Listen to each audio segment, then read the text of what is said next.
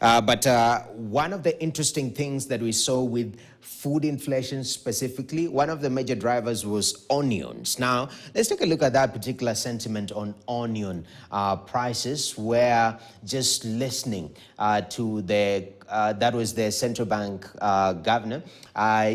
And the question has always been, when you try to buy onions, first of all, right now, I don't know whether you've tried, gone out, bought onions, you want to make your meal, how are the prices? Well, in the March inflation, actually, the March inflation dropped from 5.7 to 6.3% recorded in February, driven by lower and food inflation. Now, in spite of this positive change, onion prices marked a 65.5% increase, that is year on year, driving vegetable inflation, which stood at 9%. You can see that vegetable inflation was 9%.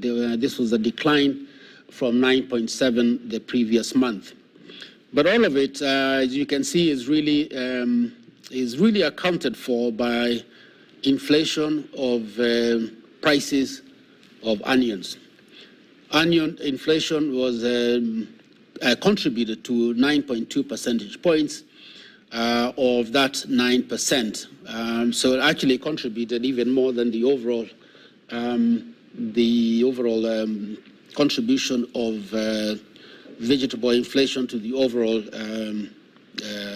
overall inflation.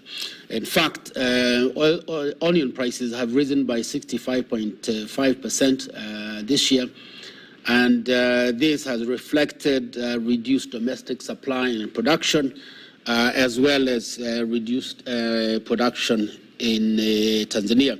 So going forward, we hope the higher prices will incentivize increased production of onions, both in Kenya and Tanzania, and that this high contribution of onions to vegetable inflation will decline over the coming months.